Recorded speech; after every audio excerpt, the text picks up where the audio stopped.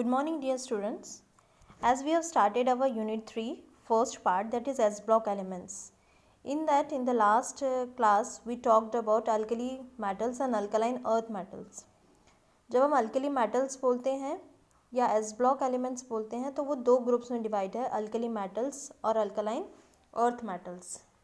Okay, alkali metals और alkaline earth metals में क्या उनका पोजिशनिंग डिफरेंस से लेके प्रॉपर्टीज़ में भी बहुत सारे डिफरेंसेस हैं.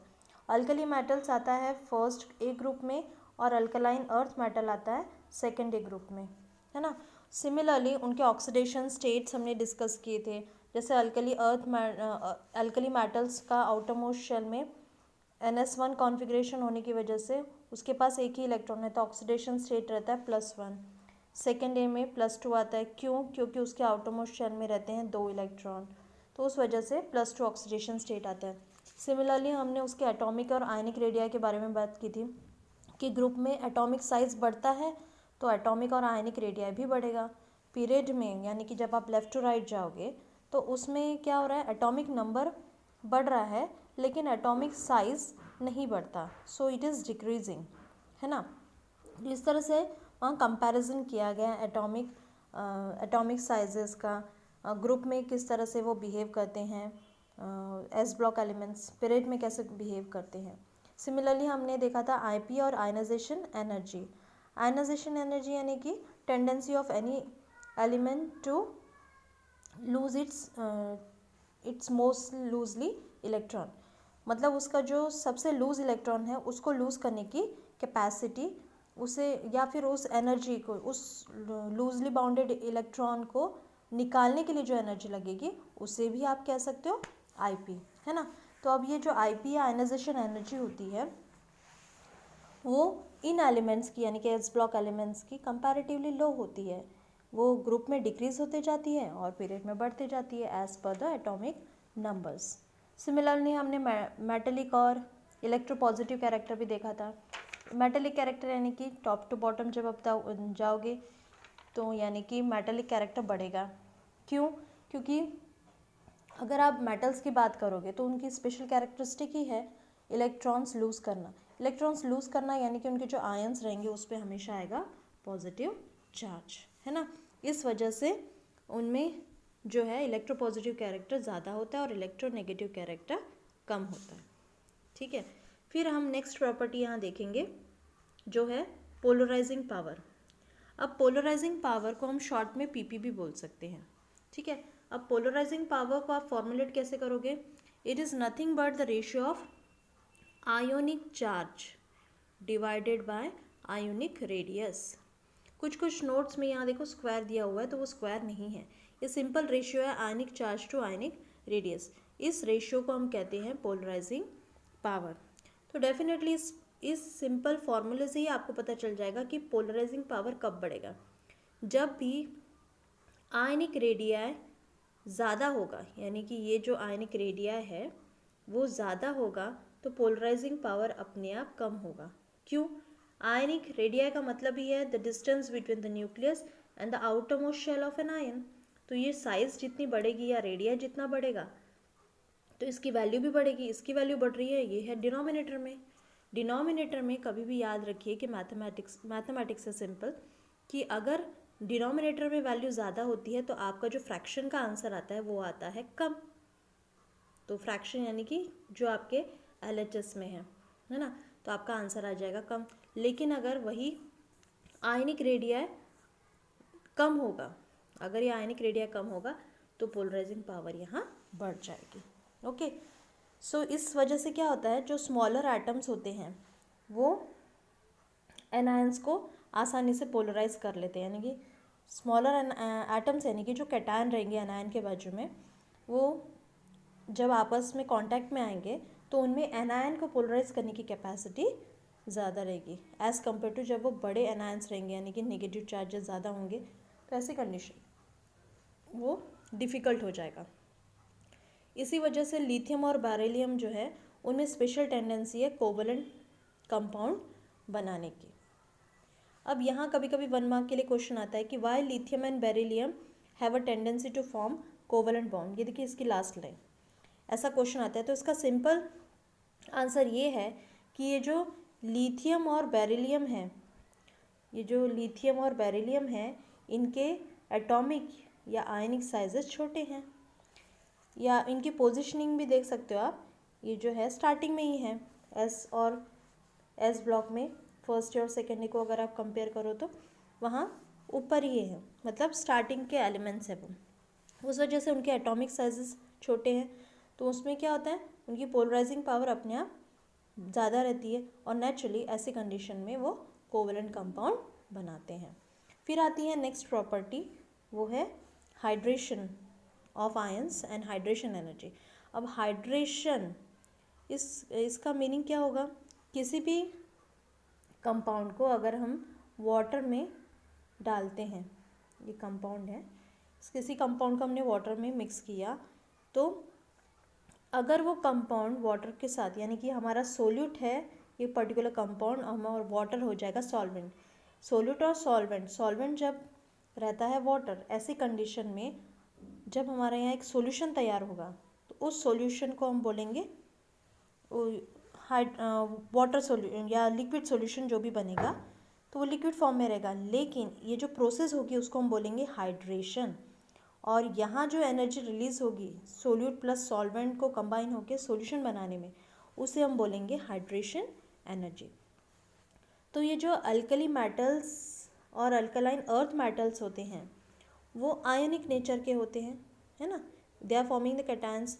और इस वजह से as water is also highly ionic, H+ and OH negative ions बनाता है, इस वजह से क्या होता है, वो सॉल्युबल इन वाटर होते हैं। मोस्ट ऑफ द सॉल्ट्स जो है अल्कली और अल्कलाइन अर्थ मेटल के, वो मोस्टली इसमें सॉल्युबल होते हैं, ठीक है। अब जो कैटायंस होते हैं इस एलिमेंट्स के, वो हाइड्रेट हो जाते हैं जब आप डिसोसिएशन इन वाटर होता है। डिसोसिएशन इन वाटर, डिसोशिएट का मतलब होता है सेपरेशन। जैसे अगर मैं एक सॉल्ट ले रही हूँ, सोडियम का सॉल्ट है NaCl, तो उसका आयनाइजेशन क्या होगा, Na+ और Cl-, है ना, इस तरह से होगा। तो ये जो Na+ है वो कौन है, वो अल्कली मेटल्स, वो आ रहा है अल्कली मेटल्स में, यानी कि फर्स्ट ग्रुप में, है ना। तो यहाँ वो उसका हाइड्रेशन होगा क्योंकि वो वाटर में, नमक आपने देखा है पूरी तरह से डिज़ोल्व हो जाता है। अब डिज़ोल्व होने का मतलब क्या है कि ये आयंस जो है ना, ये वाटर के साथ भी बॉन्डिंग बनाते हैं, मतलब आयनाइजेशन वहाँ भी होता है, H+ और OH नेगेटिव आयन के साथ वो एक स्फीयर बनाते हैं। तो इस तरह से क्या होता है, ये एलिमेंट्स जो है, इसलिए यहाँ कहा गया कि they are hydrated on dissociation in water. वैसे ही जो इलेक्ट्रोपॉजिटिव कैरेक्टर होता है मेटल्स का, उसकी वजह से वो हाइड्रेशन ऑफ आयंस को अपोज करते हैं। ये उसका कंट्रोवर्शियल कैरेक्टर हो गया, मतलब एक तरह से वो हाइड्रेशन प्रोसेस भी में भी इन्वॉल्व हो रहे हैं, और उनका पॉजिटिव कैरेक्टर जो होता है, इलेक्ट्रोपॉजिटिव कैरेक्टर, वो हाईली इलेक्ट्रोपॉजिटिव होते हैं, उस वजह से वो हाइड्रेशन ऑफ आयंस को भी अपोज करते हैं। इसलिए जितना इलेक्ट्रोपॉजिटिव कैरेक्टर होगा उतना ही हाइड्रेशन लेस होगा। जैसे बिगनिंग के जो एलिमेंट्स हैं वो उतने ज़्यादा इलेक्ट्रोपॉजिटिव नहीं है, लेकिन आप डाउन द ग्रुप जाओगे तो एटॉमिक नंबर बढ़ते जाएगा, सो नेचुरली उनके जो लूजिंग इलेक्ट्रॉन्स हैं वो भी बढ़ेंगे आउटर मोस्ट शेल के, सो नेचुरली इलेक्ट्रोपॉजिटिव कैरेक्टर भी बढ़ रहा है। तो ऐसी कंडीशन में उनका जो हाइड्रेशन फिनोमिना है वो भी कम होते जाएगा, ठीक है। इसका मतलब वो जो स्ट्रॉन्गर इलेक्ट्रोपॉजिटिव आयंस हैं दे आर हाइड्रेटेड लेस और they show hydration to a less extent, okay. जैसे ग्रुप में इलेक्ट्रोपॉजिटिव बढ़ रहा है with atomic number, increase in atomic number, तो डिग्री ऑफ हाइड्रेशन घटेगी डाउन द ग्रुप, है ना। सिमिलरली जैसे लिथियम और बेरिलियम जो है वो हाईली हाइड्रेटेड होते हैं, क्यों, क्योंकि वो स्मॉलर एटम्स हैं। मैंने कहा था कि स्टार्टिंग के एलिमेंट्स है ये एस ब्लॉक के, उस वजह से उनमें जो हाइड्रेशन प्रोसेस है वो आसानी से हो जाती है। वैसे ही जो अल्कलाइन अर्थ मेटल्स है, ओके, ये जो अल्कलाइन अर्थ मेटल्स है, अल्कलाइन जो अर्थ मेटल्स हैं वो हाईली हाइड्रेट हो जाते हैं as compared to alkali metals.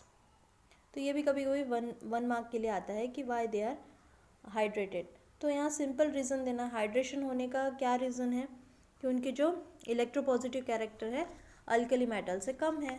अगर जितना इलेक्ट्रोपॉजिटिव कैरेक्टर होगा उसका हाइड्रेशन, इलेक्ट्रोपॉजिटिव कैरेक्टर जितना ज़्यादा, हाइड्रेशन उतना ही कम। इस तरह से सिम्बॉलिकली अगर आप याद रखो तो it's very easy to explain any of the properties. फिर इसकी नेक्स्ट प्रॉपर्टी आती है हार्डनेस।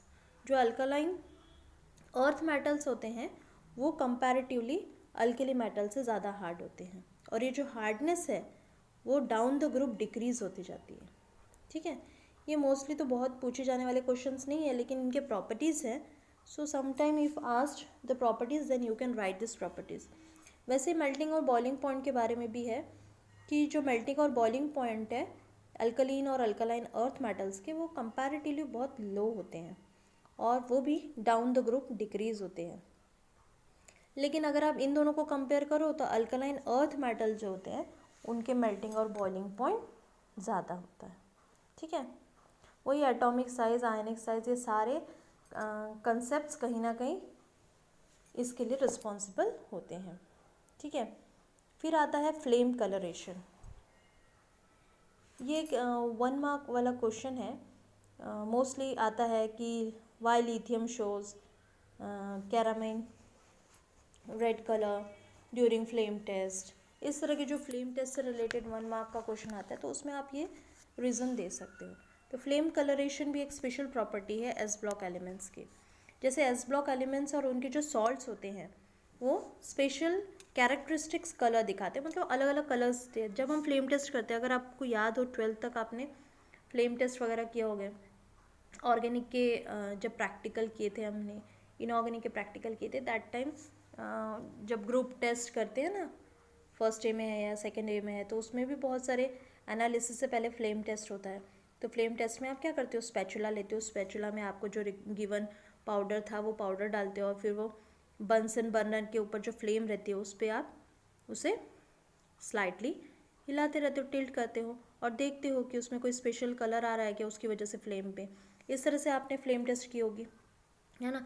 तो ऐसी कंडीशन इसमें भी होता है कि जब हम S block elements with their in their salt form अगर आप उसे टेस्ट करोगे तो उसमें क्या होगा, जब वो फ्लेम के कांटेक्ट में आएगा तो उसके जो इलेक्ट्रॉन्स है, एलिमेंट्स क्या नंबर ऑफ एटम से बने ना, एटम्स में क्या रहेंगे आउटरमोस्ट शेल में, या नंबर ऑफ शेल्स में क्या रहेंगे इलेक्ट्रॉन, और आउटरमोस्ट शेल के इलेक्ट्रॉन्स जो है हीट की वजह से क्या होंगे, उसकी एनर्जी बढ़ेगी और वो इलेक्ट्रॉन्स एक्साइट होंगे और वो लोअर एनर्जी लेवल से हायर एनर्जी लेवल पे जाएंगे, है ना।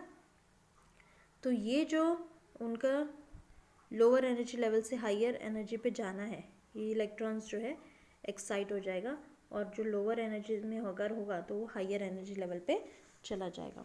लेकिन कुछ समय बाद यही electron come back to its original position.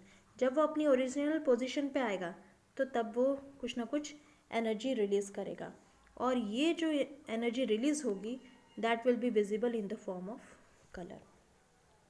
ठीक है, दैट्स वाई ये जो एस ब्लॉक एलिमेंट्स है दे show characteristic colour. I think you have understood about all this. फिर इसमें कभी कभी इसके ये वाला तो है ही इम्पॉर्टेंट, इसमें कभी कभी आता है कि भाई बेरिलियम और मैग्नीशियम क्यों नहीं सिग्निफिकेंट कलर दिखाते हैं फ्लेम टेस्ट में, क्योंकि उनकी जो इलेक्ट्रॉन्स है ना, एक तो उनका एटॉमिक साइज़ बहुत छोटा है, तो जितना एटॉमिक साइज़ छोटा रहेगा तो हमेशा याद रखना कि उनके इलेक्ट्रॉन्स उतने ही स्ट्रांगली बाउंड रहते हैं, क्योंकि न्यूक्लियस ना उनको बाहर जाने नहीं देता, जंप करने नहीं देता, एक्साइट होने नहीं देता। उस वजह से क्या होता है, they are remaining in their till position, मतलब जो उनकी पोजिशन है उसी में वो रहते हैं, एक्साइट नहीं होते, अपनी स्ट्रॉन्ग बॉन्डिंग से वो ना तो वहाँ से हट सकते हैं। इस वजह से जो बेरिलियम और मैग्नीशियम ये जो एलिमेंट्स हैं वो किसी भी तरह का फ्लेम कलरेशन नहीं दिखाते। ठीक है, ये उसका रीज़न है बंसन बर्नर के साथ जब टेस्ट होगा।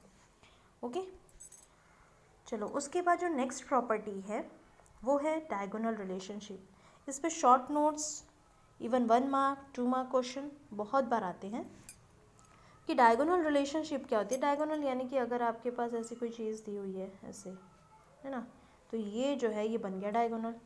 कोई भी चीज़ें ऐसे डायगोनल वे में आ रही है तो हम ये तो हमें पता ही है, स्क्वायर में होता है और रेक्टेंगल में होता है, we are drawing the diagonals there.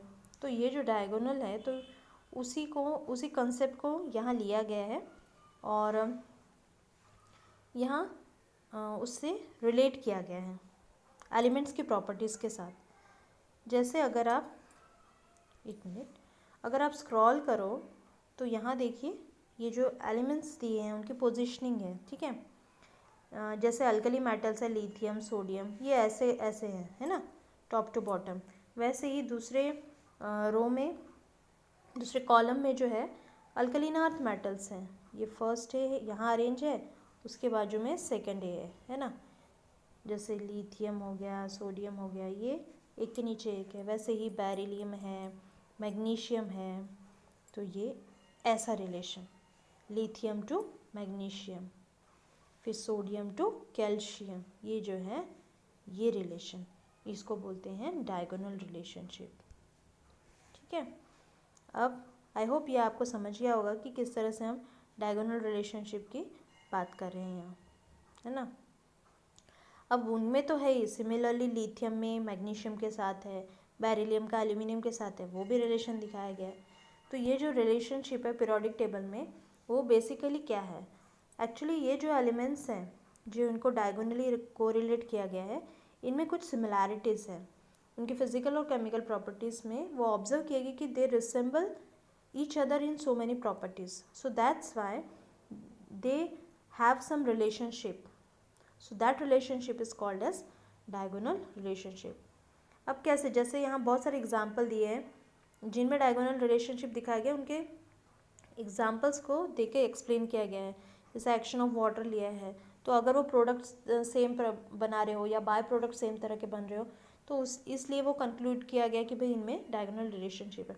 जैसे सोडियम और कैल्शियम में डायगोनल रिलेशनशिप है, हाउ इट इज़ शोन, इसको सोडियम को वाटर के साथ अगर आप रिएक्ट करोगे तो आपको हाइड्रोजन गैस यहाँ लिबरेट होते हुए दिख रही है। दोनों में हाइड्रोक्साइड्स बन रहे हैं, उनकी वैलेंसी के हिसाब से हाइड्रोक्साइड बनेंगे, sodium hydroxide and calcium hydroxide, लेकिन उनका जो बाय प्रोडक्ट है वो क्या है, हाइड्रोजन गैस है। सिमिलरली हाइड्राइड्स अगर आप देखो, हाइड्राइड्स में भी क्या हो रहा है, उनमें सॉल्ट्स, ये हाइड्राइड्स क्या है, नथिंग बट सॉल्ट्स है, सोडियम के सॉल्ट, कैल्शियम के सॉल्ट। जैसे यहाँ सोडियम को दिया है, सोडियम ने बनाया NaH, कैल्शियम उसकी वैलेंसी के हिसाब से CH2 बनाएगा, यानी कि बेसिकली क्या बना रहे हैं, वो दोनों हाइड्राइड्स बना रहे हैं। फिर इस तरह से उनके साइलेंट फीचर्स भी दिए गए हैं कि अगर ये हाइड्राइड्स फर्दर रिएक्ट हुए तो उनमें किस तरह का रिएक्शन देखने को मिलेगा, हाउ यू विल कंपेयर।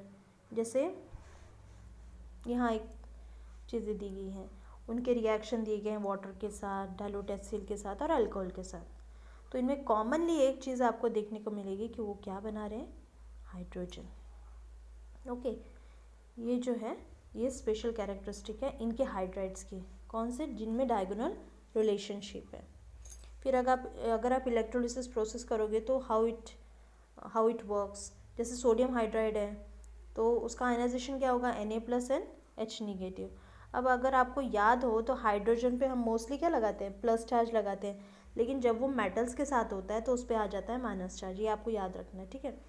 अगर आप इलेक्ट्रोड यहाँ डिप कर रहे हो, ऐसे Na का एक रॉड है और यहाँ जो कैथोड है और एनोड है, दोनों कार्बन रॉड्स हैं, ओके। इनमें यहाँ हमने सोडियम हाइड्राइड ले लिया, फिर क्या होगा उसमें कि Na+ आयन जो है वो कैथोड पे है और जो H- आयन है वो एनोड पे है। फिर ये सोडियम क्या कर रहा है, ये इलेक्ट्रॉन हाइड्रोजन से ले रहा है ना, वो लेगा अपने पास इलेक्ट्रॉन और सोडियम मेटल बन जाएगा और एक्यूमुलेट हो जाएगा। इस तरह से ये हाइड्राइड्स वर्क करते हैं और इस वजह से ही वो स्ट्रॉन्ग रिड्यूसिंग एजेंट होते हैं, ठीक है। फिर ये सिंपल एग्जांपल्स हैं जिनको आपको समझना है, जो कभी कभी 1 मार्क में रिएक्शंस भी आ जाते हैं। जैसे फॉर्मेशन ऑफ ऑक्साइड्स है या नंबर ऑफ ऑक्साइड्स फॉर्मेशन दिए हैं। अगर सोडियम है, सोडियम ऑक्सीजन के साथ रिएक्ट हो रहा है तो इस तरह का ऑक्साइड फॉर्मेशन होगा। अगर वाटर के साथ, ये कंटिन्यू प्रोसेस है। देखो यहाँ कंपेयर किया गया है, Na2O बन रहा है ना, Na2O फिर वाटर के साथ रिएक्ट हो रहा है तो NaOH बन रहा है। वैसे ही सोडियम और कैल्शियम का कंपैरिजन, अब कैल्शियम को लिया, कैल्शियम को ऑक्सीजन के साथ रिएक्ट किया तो कैल्शियम ऑक्साइड बना, फिर कैल्शियम ऑक्साइड को हाइड्रेट किया हमने तो कैल्शियम हाइड्रोक्साइड बना। इस तरह से ये process simple comparison they have done to show the diagonal relationship between different elements. Okay, उसके बाद आता है एक्शन ऑफ हैलोजन. यहाँ भी ये डायगोनल रिलेशनशिप का ही एज अ प्रूफ लिया गया है. उन्होंने अलग अलग केमिकल्स के साथ रिएक्ट करके देखा, कुछ ऑक्साइड्स के साथ, कुछ हैलोजन्स के साथ, कुछ सॉल्ट बनाए गए, फिर कंपेयर किया गया. जैसे हैलोजन लिया हमने, हैलोजन आपको पता है क्लोरीन, ब्रोमीन, आयोडीन, ये सारे हैलोजन है, एक्स से हम डिनोट करते हैं. तो अगर वो हैलोजन के साथ रिएक्ट होंगे तो हैलाइड्स बनाएंगे. हैलाइड्स क्या होते हैं? इलेक्ट्रोवायलेंट होते हैं, है ना. जैसे ये देखो, सोडियम क्लोराइड बना रहा है, कैल्शियम क्लोराइड बना रहा है. सो इस तरह से ये जो इनकी रिएक्टिविटी है that is shown with number of examples. फिर अगर आप अमोनिया के साथ बात करेंगे तो अल्कली मेटल्स और अल्कलाइन अर्थ मेटल्स जो होते हैं वो क्या करते हैं? अमोनिया के साथ आसानी से डिज़ोल्व हो जाते हैं. लेकिन इसमें बेरिलियम और मैग्नीशियम नहीं आता. ये एक्सेप्शंस है, ठीक है. इनकी एटॉमिक साइजेस छोटी हैं, सो वो भी एक रीज़न है. और ये जो लिक्विड अमोनिया है उसमें आसानी से डिज़ोल्व हो जाते हैं और वो डीप ब्लू सॉल्यूशन बनाते हैं, ठीक है. सिमिलरली जब ये सॉल्यूशंस होते हैं अल्कली मेटल्स के, वो पैरामैग्नेटिक होते हैं. यहाँ देखो पैरामैग्नेटिक वर्ड दिया गया है. अगर आपको याद हो तो मैग्नेटिक कैरेक्टरिस्टिक 3 भागों में बांटा गया है: ferromagnetic, paramagnetic, and what is the third one? Diamagnetic, है ना. तो ये मैग्नेटिज्म के जो कैरेक्टरिस्टिक है उसमें से हमारे जो एस ब्लॉक एलिमेंट्स हैं वो बताते हैं पैरामैग्नेटिक कैरेक्टर. पैरामैग्नेटिक कैरेक्टर होने की वजह से ही they are good conductors of electricity. Okay, अब रीज़न क्या है? क्योंकि ये जो अल्कली मेटल्स होते हैं जब आप लिक्विड अमोनिया में डिज़ोल्व करोगे तो उनका क्या होता है? Ionisation. Ionisation means formation of ions. जितने आयन ज़्यादा बनेंगे कंडक्शन ऑफ इलेक्ट्रिसिटी भी उतना ही ज़्यादा होगा. So that's what is this property suggest. Okay, यहाँ उसका एग्जांपल दिया है. ये देखो अमोनिया के साथ रिएक्शन होते हुए दिखाया गया and how the compound is dissociated, how the metal ion is forming, जो इलेक्ट्रॉन रिलीज होगा उसका यूटिलाइजेशन एट द बैक फिर होगा. फिर ये अमोनिया के साथ मेटल आयन जो है कंबाइन होगा, फिर कॉम्प्लेक्स बनाएगा, है ना, सॉल्वेशन स्फीयर बनाएगा वहाँ. तो ये सारी चीज़ें जो हैं यहाँ इस प्रोसेस में हो रही है. सिमिलरली उन्होंने नंबर ऑफ कंपाउंड्स लिए हैं नीचे भी, जैसे सोडियम लिया है, पोटेशियम लिया है. ओके, सो इतना तो नहीं आता आपको, लेकिन उसके प्रॉपर्टीज़ वगैरह आ जाते हैं. ओके, सो ये सारे बहुत इम्पॉर्टेंट टॉपिक्स हैं जो आपको अच्छे से पढ़ने हैं और समझने हैं. हर एक एक्सप्लेनेशन में आपको एक एक एग्जांपल एटलीस्ट याद रखना है. और उसमें जो एक्सेप्शन कि भाई ये फ्लेम टेस्ट नहीं देता, तो फ्लेम टेस्ट क्यों नहीं देता, ये रीज़न आपको बताना चाहिए. एटॉमिक साइज क्यों ज़्यादा है, ग्रुप में ज़्यादा है, पीरियड में कम है, तो ये क्यों है, that reason may be asked. So that's Y you have to listen the reasons from my side carefully. Similarly, you have to read the notes or the book which is available with you carefully and seriously. That's how the study can be made simple. Thank you and have a nice day.